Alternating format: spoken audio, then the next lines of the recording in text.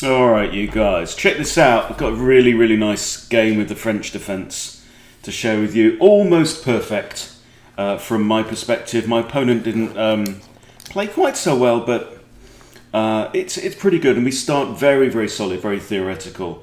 Again, I just want to inspire you to have a go at the French, because it can be fun and it can be exciting. Okay, so my opponent's rated a little higher. He's rated like 1450, a bit higher than me at the moment.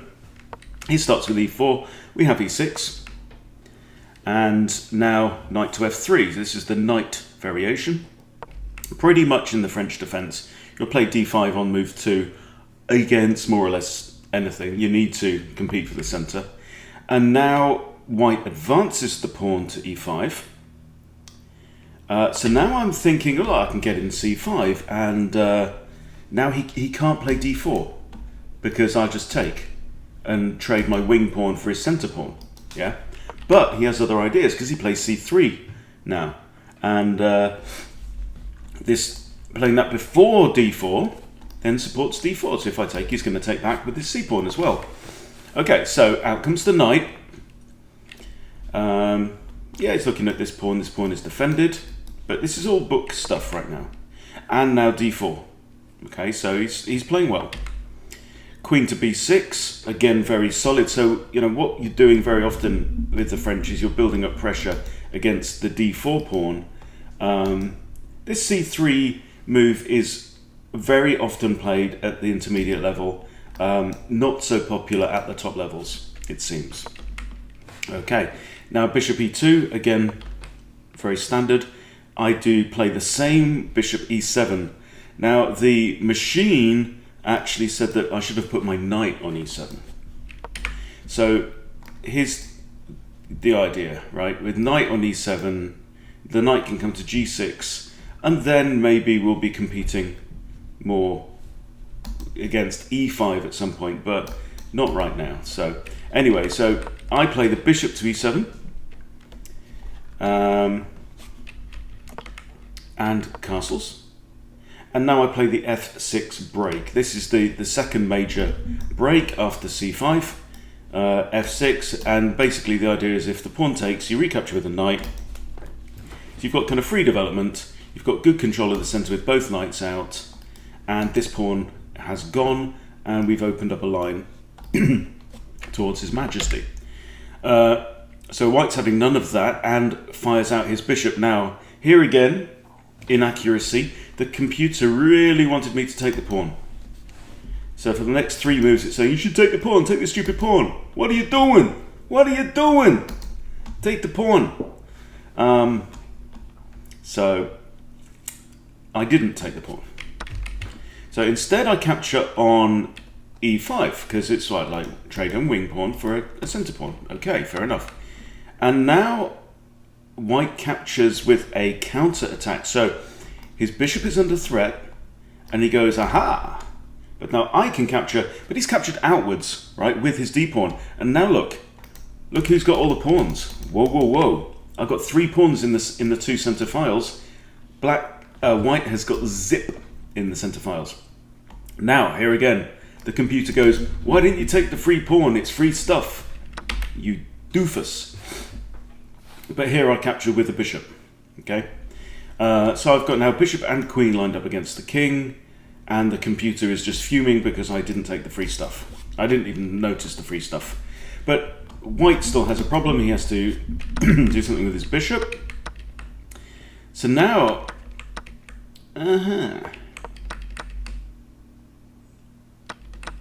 yeah, so now he takes the pawn with his knight. Did I realise that?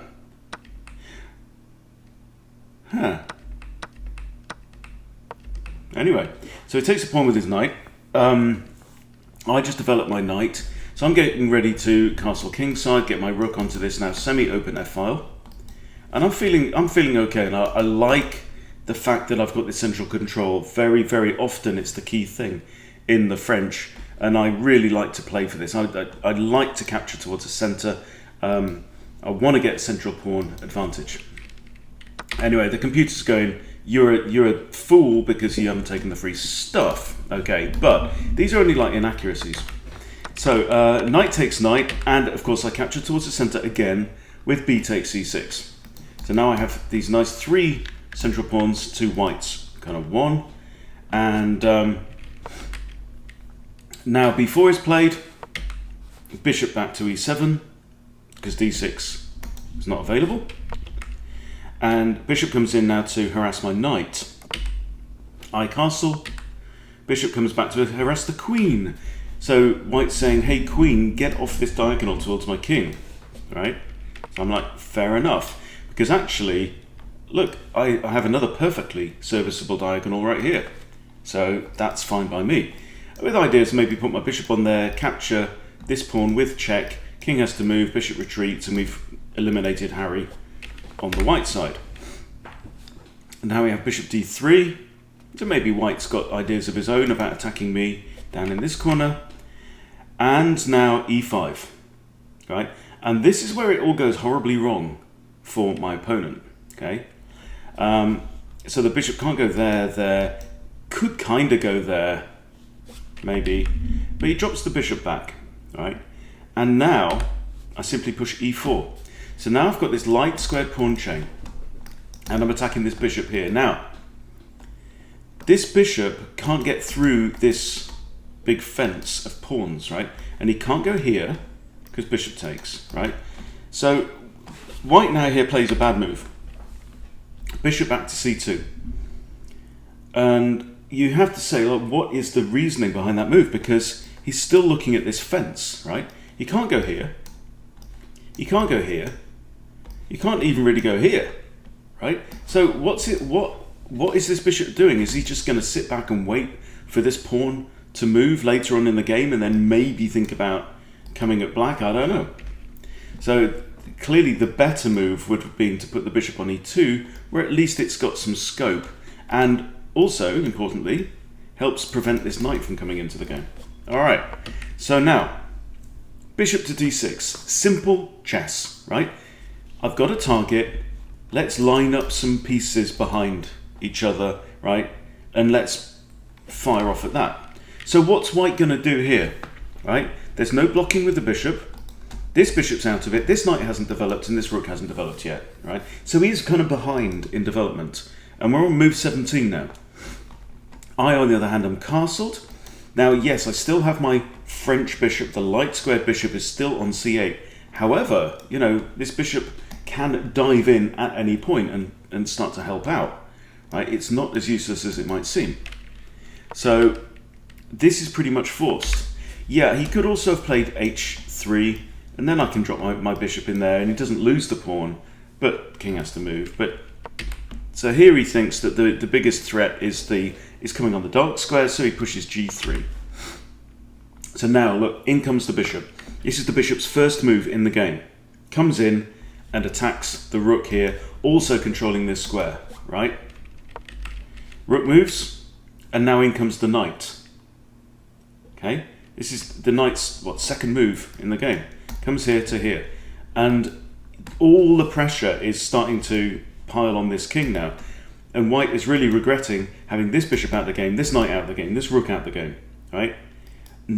He's got no pieces really involved in the defense of the king, and he's allowed me to get this central barrage and trapping his light square bishop in particular on the wrong side of it. Well, actually he did that himself. So now the dark square bishop comes in, okay? And I don't know about this move really, because if you look at it, right, where are white's pieces? Here. This one is the only one, it's like this bishop is the one that's most involved in the defense of the king, and now it's like he's looking to swap it off. Having created a dark squared little mini pyramid here to defend his king, I don't know. I think that the light squares are going to be the key anyway. So we trade bishops off, and now he's doubled and isolated his pawns on the c file as well. And now again, simplicity. And when you're thinking about attacks don't always have to be super complex and 7 moves deep, right? It's very often, and I'm finding this, you know, so much, is the you can just line up the threats and make your opponent have to do something. And very often your opponent is going to end up doing something that they don't want to do. So in this case, he pushes f4, right? Now I do notice here that I actually also have 2 attackers on this pawn already, okay? So I could have captured that with the knight, but then the queen's going to move. And the queen's probably going to move somewhere where it's exerting more influence in defense, okay? So I don't want that, I don't want to give my opponent an excuse to bring his pieces to the defense of the king, right? I want to launch a crushing attack without him being able to develop this material. So f4 is pushed, and I don't think this is great because I have e takes f4 en passant. Now, look at this. I've got my queen and my rook behind this pawn, okay? The pawn is about to advance to f2 with a fork on king and rook, where it's also defended by the knight, and my bishop is guarding these squares. I mean, this is absolutely crushing, right? So now finally white decide, oh no, I better like use my material to try and defend my king. But that's just far too little too late, because bang, in comes f2, fork with check, fork on king and rook. The king can't go there or there, there's only one move. King has to go to h1, okay? So now I kind of stop and think, right? In fact, it's the next move is the really key move. So I look at this and I think, well, what options do I have? I've got pawn f1 equals queen, and then the rook's going to take it, or I just grab the rook. Okay, so I think for 12 seconds, grab the rook, make second queen, queen has to capture. All right, and now I stop and think. Now, at this point, right, I've got 7 minutes left on the clock. I think this is a 20-minute game? Not sure. No, 10-minute game, right? I've got 7 minutes on the clock, and now I spend 2.5 minutes on my next move to find the best move, right? So this is where you have to calculate, okay? We're looking at this square in particular, obviously, right? So that's what you have to start there with queen f1 check. Knight takes queen, okay? And the check's gone. So, I mean, that just doesn't work.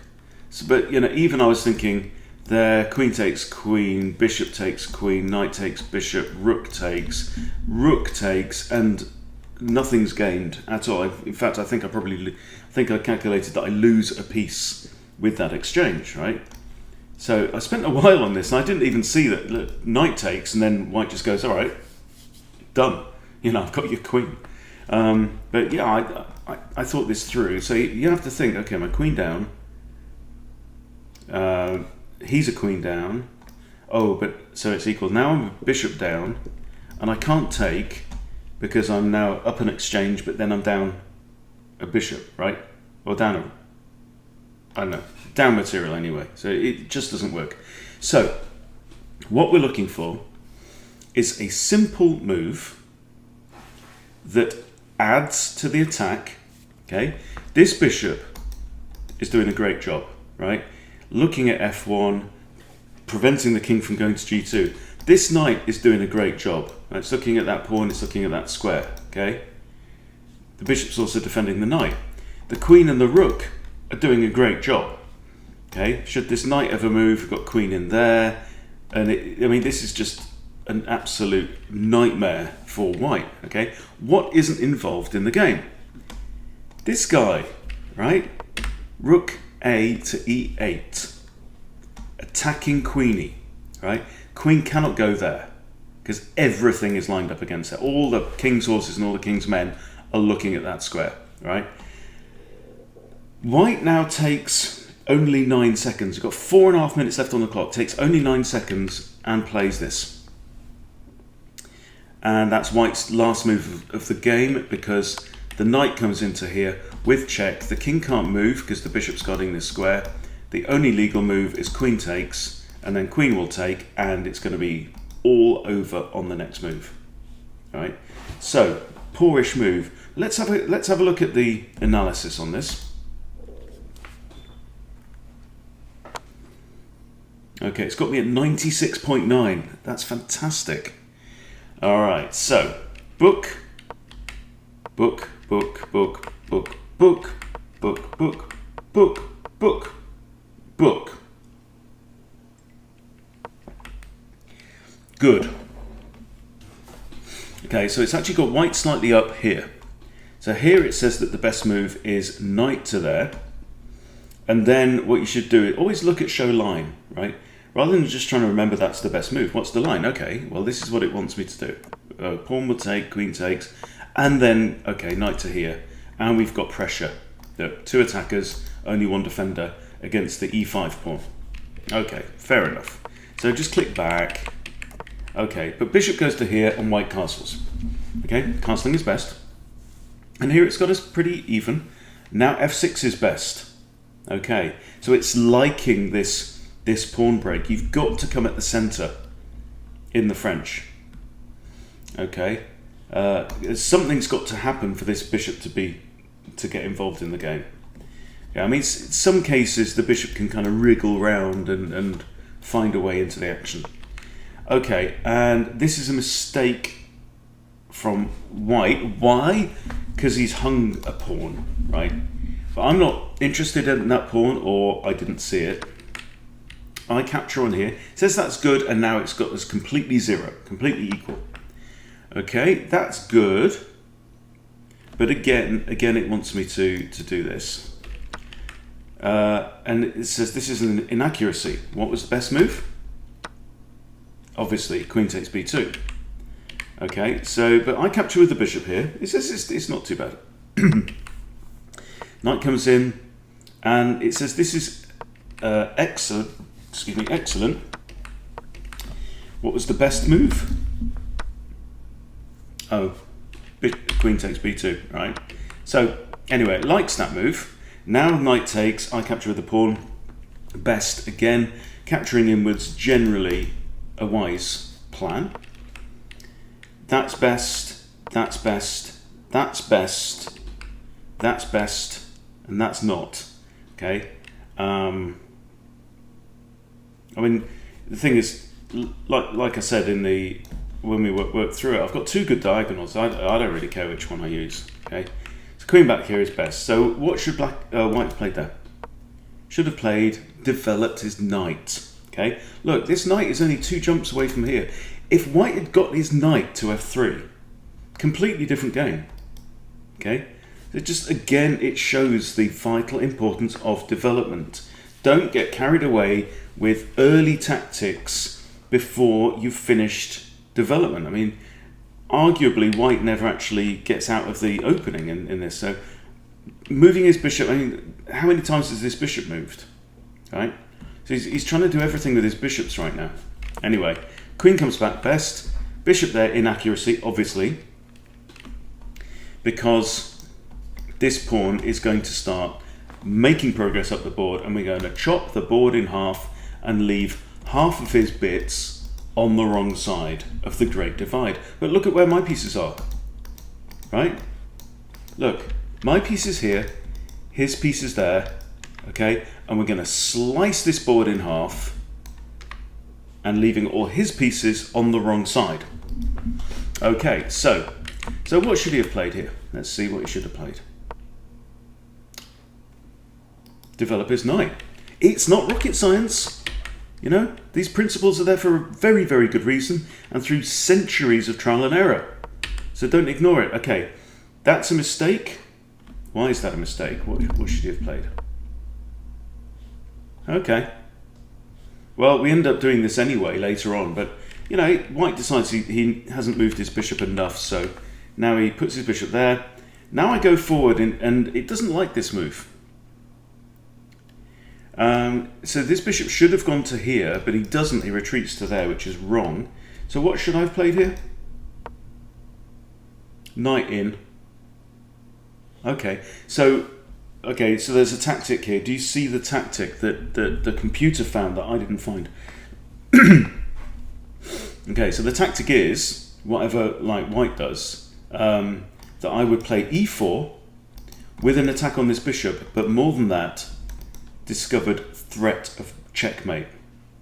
And that would have won material. Okay, but I missed it. But I'm still 2 materials in front instead of nearly 5 if I'd have seen that tactic, but I didn't see the tactic. So I play this, which is a mistake because there was a better move, right? So what's the better move? Knight to g4 again. All right. Oh no, okay, that's what we just saw. Okay, so now the bishop retreats, and that's a mistake. Yeah, best clearly, yeah, bishop here. Because here it's just out of the game. Okay, so the bishop goes back there. I now line up my bishop, and it says again this is a mistake. It's weird, isn't it, how you can get like 96 accuracy with a number of mistakes in the game, but hey, you know, thing is I'm still in a winning position. This is the thing. So,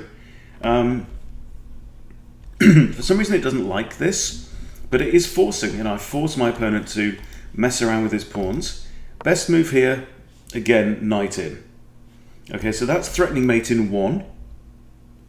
So is that more forcing? Threatening mate in 1, also maybe threatening to capture the bishop. This is his good bishop, this one's terrible.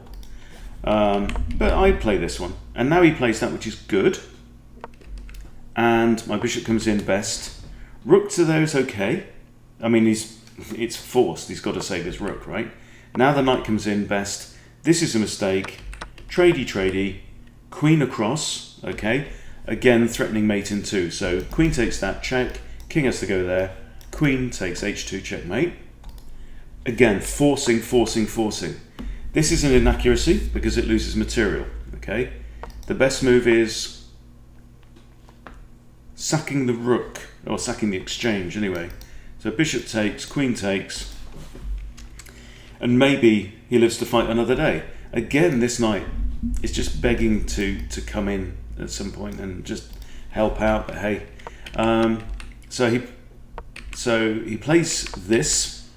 I capture en passant, best move. Okay, now I'm 16 points in front. So now it's saying this is a hopeless situation. Finally, he develops his knight. Now I'm 18 points in front. But that again, that's not the best move. What's the best move? Okay. Doesn't make much difference. He's still 14 down. So if he does that, bishop takes, king takes, rook comes back there. Not a huge amount of difference, to be honest, is it really? And saying I've got mate in 12 at that point. So anyway, he plays his knight out. This, best. And this is where I spend 2.5 minutes. Best move, rook to a8. And it's saying there's forced checkmate in 14, and that's the end of the game, win by resignation. So really, really interesting. I think you can learn far more from the analysis of a game. And I think in particular, to be able to start to see what are the tactical patterns that the engine finds that you are not in the habit of finding in live play. So definitely some key ideas in this. I've definitely learned some stuff, but I mean, hugely satisfying win. And I think that the key thing to take away from this is how simple it was, right? There was nothing, I don't think there's anything fancy in this game on my part. Yes, my opponent played some poor moves, but that happens, right? And you need to be ready to capitalize on it. But part of the reason why my opponent played poor moves is because I played solid moves and gave him rope to hang himself, right? And that's what happened. So, but really do use the engine to analyze your games when you've finished, to see where your growth edge is and where you can improve. What are you not in the habit of spotting on the board during play, and just try and log it in there. Just see the patterns again and again and again, and eventually it'll go in and you'll go, hang on, I know this one, right? And it'll come into your play, and that's it. It's a simple game. And it's fiendishly complex. right? But if you can make it simple, so much the better, yeah? So that win, yeah, no fireworks, nothing spectacular there, but do notice how I think the two key themes from that game, one is that I chopped the board in half with the pawns, which my opponent let me do, but his pieces were all on the wrong side of that divide. My pieces were all on the lower left side, and they were lining up against his king. And the other key thing is that I used all my material. Look, every single one of my pieces here is involved in the attack. Every single one, right? On white side, he's got nothing. All he's got is his queen, and it's not enough. Okay, so use all your material, complete development. Don't attack too early. Yes, you might have tactical scuffles going on, skirmishes in the opening or early in the middle game, but generally in the middle game, your idea is to engage all your material. So let's just quickly whiz through the game again, okay? And this is opening stuff. So what are we doing now? We are developing. We are wrestling for control of the center. Okay, queen out, wrestling for control. Okay, so here we're going after d4. Bishop out, bum bum. Takes. All right, and we're all. This is okay so far, right? I've got 3 pieces out on the board. He's got 3 pieces out, and he's castled, right? So he's on development score of 5 to my 3. Now knight comes in. I ignore and develop, right? Trade. Okay, now look at the difference here. So we've both lost 2 pawns each. White is on 1, 2, 3, 4, 5. Okay, 2 points for castling. 5 against 3. Okay, when he plays this move. Now I play this, so it's 5 against 4. And now what is it? All right, 1, 2, and castled is 4 against 3. So he's given up a developed piece, right? And that knight has moved once, twice, 3 times, and then it's gone. Okay, so slight error there. Moves a developed piece a second time. You can see all these little decisions, all these little choices that white is making. He's losing his advantage from having the white pieces to start with. Now I castle, okay? And now look, 1, 2, and castled. That's a score of 4, right? On my side, 1, 2, 3, and castled. I am now ahead in development. And he moves his bishop again, right? All of these moves, 14 moves. He spent 14 moves not moving this knight. He could have moved this knight on move 1, right? We're on move 14. He ain't moved it. Okay, queen comes back. Oh, I think I might move my other bishop again now, right? Pawn moves up. And now this is where the game just runs away from him. Okay, bishop retreats the wrong way. I improve my bishop with a threat. He has to respond. I develop my final piece. This is move 18. Okay, I've now completed development and he hasn't. This knight is still there. The queen's still on the back rank. Okay, this rook is not centralized yet.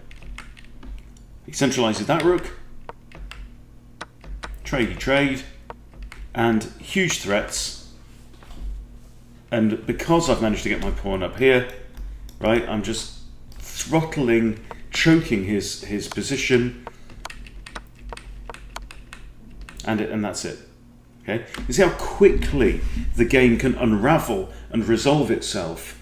But I think one major reason was, like we say, development. You know, he moved this knight